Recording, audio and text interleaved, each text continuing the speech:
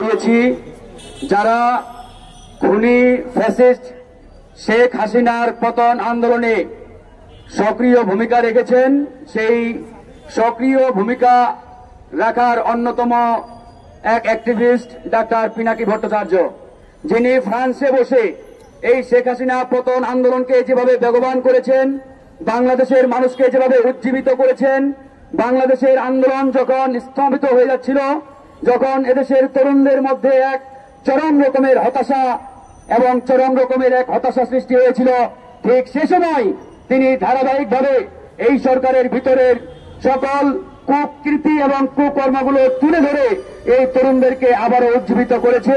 সেই ডাক্তার পিনাকি ভট্টাচার্য, ইলিয়াস হুসাইন সহ প্রবাসী সকল অ্যাক্টিভিস্ট এবং সাংবাদিকদের আমরা অনতিবিলম্বে বাংলাদেশে আনার দাবি জানাচ্ছি।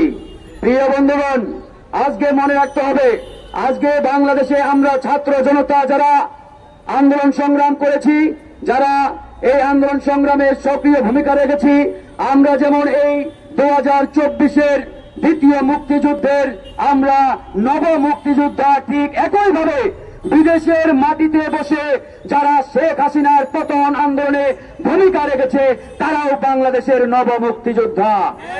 এটি আমাদের ভুলে গেলে চলবে না। আমরা দ্বিতীয় মুক্তিযুদ্ধের মাধ্যমে এই বাংলাদেশকে দ্বিতীয়বার স্বাধীন করেছি। এই মুক্তিযুদ্ধে যারা ভূমিকা রেখেছেন, অংশগ্রহণ করেছেন, কথা বলেছেন, তাদের পক্ষে আমাদের দাঁড়াতে হবে। আজকে একজন পিনাকি ভট্টাচার্যের মধ্যে সীমাবদ্ধ নয়, তার একটি কথা, একটি বক্তব্যে বাংলাদেশের লক্ষ লক্ষ মানুষ উজ্জীবিত হয়েছে। তাই আজকে যদি আমরা এই পিনাকি ভট্টাচার্যদের বাংলাদেশে না নিয়ে আসতে পারি, এটি আমাদের বড় একটি ব্যর্থতা। তাই প্রিয় বন্ধুগণ, আমরা আজকে এখানে দাঁড়িয়েছি কোন দলের ব্যানারে নয়, আমরা দাঁড়িয়েছি যারা ভারতীয় ফ্যাসিবাদ বিরোধী আন্দোলনে এই বাংলাদেশে ইন্ডিয়ান আগ্রাসনের বিরুদ্ধে লড়াই চালিয়ে আসছি, লড়াই করেছি, আমরা কিন্তু তারাই এখানে দাঁড়িয়েছি। এবং এই পিনাকি ভট্টাচার্য আমি মনে করি ভারতীয় ফ্যাসিবাদ বিরোধী আন্দোলনের একজন অগ্রসৈনিক, একজন সম্মুখ যোদ্ধা। তাই বন্ধুগণ, আজকে কষ্ট লাগে আমাদের যখন এই স্বাধীন বাংলাদেশে আমরা এই মুক্ত আকাশে সুন্দরভাবে নিঃশ্বাস ফেলি, আমরা মুক্তভাবে চলাফেরা করি, কিন্তু সেই পিনাকি ইলিয়াসদের মতো তাদেরকে আমরা এই বাংলার মাটিতে এখনো আনতে পারি নাই। এটি আমাদের জন্য অত্যন্ত দুঃখের বিষয়, অত্যন্ত কষ্টের বিষয়। তাই আমরা অন্তর্বর্তীকালীন সরকারের কাছে আহ্বান জানাচ্ছি, বিদেশে যারা খুনি হাসিনার বিরুদ্ধে লড়াই করেছে, প্রতিবাদ করেছে, যারা বিদেশে থেকে এখনো বাংলাদেশে আসতে পারে নাই, অনতি বিলম্বে তাদেরকে বাংলাদেশে আনার ব্যবস্থা যাতে করা হয়। প্রয়োজনে আমরা বাংলাদেশের অন্তর্বর্তীকালীন সরকারের প্রধান ডক্টর মোহাম্মদ ইউনূসের সাথে সরাসরি কথা বলবো ইনশাআল্লাহ, তাদেরকে যাতে বাংলাদেশে অনতি বিলম্বে আনা হয়। প্রিয় বন্ধুগণ, আরো দু একটি বিষয় আপনাদের সামনে তুলে ধরতেই হবে আমাদের। আপনারা ভুলে যাবেন না, আমাদের বিপদ কিন্তু শেষ হয় নাই। এখনো ভারতীয় তাবেদার দোসর এবং ভারতের এজেন্টরা এই দেশকে নিয়ে ষড়যন্ত্র অব্যাহত রেখেছে। তারা প্রতিনিয়ত এই সরকারকে বিপদে ফেলতে এবং এই দেশকে একটি অস্থিতিশীল পরিস্থিতি তৈরি করার সর্বাত্মক চেষ্টা চালিয়ে যাচ্ছে। তাই আমরা ছাত্র জনতাকে বলতে চাই, আমাদেরকে সজাগ থাকতে হবে, সতর্ক থাকতে হবে। কোনোভাবেই এই খুনি হাসিনার দোসর এবং ভারতীয় রয়ের এজেন্টরা এই বাংলাদেশের মাটিতে কোন ধরনের সুযোগ এবং ষড়যন্ত্রের ফাঁদ পাততে না পারে। আমরা স্পষ্ট করে বলতে চাই, হাজার হাজার ছাত্র জনতা জীবন দিয়ে খুনি হাসিনাকে বাংলাদেশ থেকে বিতাড়িত করেছে। যদি সেই ভারতীয় রয়ের এজেন্টরা এই দেশকে নিয়ে ন্যূনতম ষড়যন্ত্র করার চেষ্টা করে, আমরা কিন্তু তাদের বীজ দাঁত উপড়ে ফেলবো ইনশাআল্লাহ। এই দেশকে নিয়ে কোন ধরনের ষড়যন্ত্র করতে দেওয়া হবে না। এদেশের মাটিকে আমরা ভারতীয় তাবেদার মুক্ত করেছি, আর যতক্ষণ না পর্যন্ত এই বাংলার মাটি থেকে সকল ইন্ডিয়ান এজেন্ট, সকল ইন্ডিয়ান দালাল, রয়েল এজেন্টদের আমরা উৎখাত করতে পারি, আমরা আমাদের লড়াই বন্ধ রাখবো না। বন্ধুগণ, প্রিয় বন্ধুগণ, পরিশেষে একটাই বার্তা, একটাই আহ্বান, পিনাকি ভট্টাচার্য সহ যারা বিদেশে বসে এই ফ্যাসিবাদ বিরোধী আন্দোলনে লড়াই করেছেন, সংগ্রাম করেছেন, তাদেরকে অনতি বিলম্বে বাংলাদেশে আনতে হবে।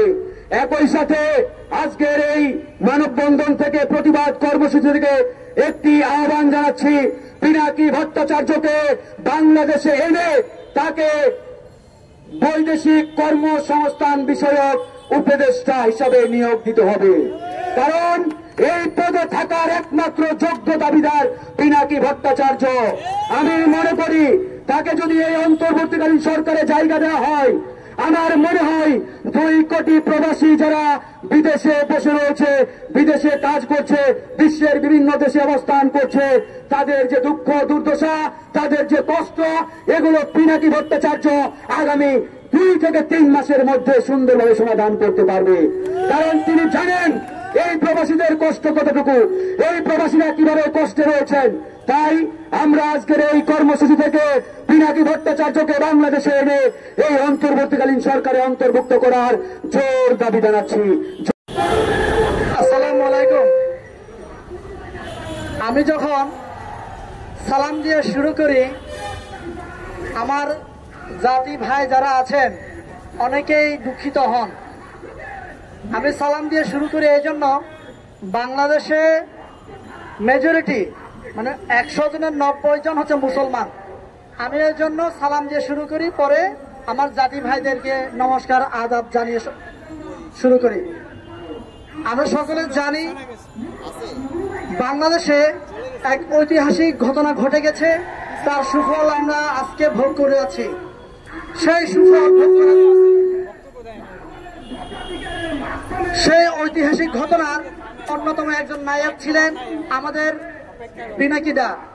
পিনাকি দা একজন প্রবাসী। শুধু পিনাকি দা নয়, পিনাকি দার পাশাপাশি আমাদের বাংলাদেশে যে 1.5 কোটি প্রবাসী আছে, সে 1.5 কোটি প্রবাসী যেমন বাংলাদেশের ছাত্ররা যেমন অবদান রেখেছে, ঠিক তেমনি বাংলাদেশের ইন্টারনেট যখন শাটডাউন করা ফেলা হয়েছে, ঠিক সেই মুহূর্তে প্রবাসীরা একটা ভূমিকা রেখেছিল, যাতে করে এই বাংলাদেশে কি চলছে এটাকে বহির্বিশ্বে জানান দেওয়ার জন্য। তারই একটা অন্যতম নায়ক ছিলেন আমাদের পিনাকি দা। কিন্তু আমরা সবাই এখন স্বাধীন বাংলাদেশে মুক্তভাবে আমরা নিঃশ্বাস নিচ্ছি। সেই পিনাকি দা আজও প্রবাসী আছেন। আমরা চাই পিনাকি দা বাংলাদেশে আসবেন এবং ওনার স্বপ্ন যে বাংলাদেশকে নিয়ে, ওনার যে ভারতীয় বিরুদ্ধে যে আগ্রাসন আছে, এই আগ্রাসনকে রুখে দেওয়ার জন্য, এই আগ্রাসনকে এস্টাবলিশ করার জন্য উনি আবার বাংলাদেশে আসবেন। আমরা জানি আমাদের বাংলাদেশে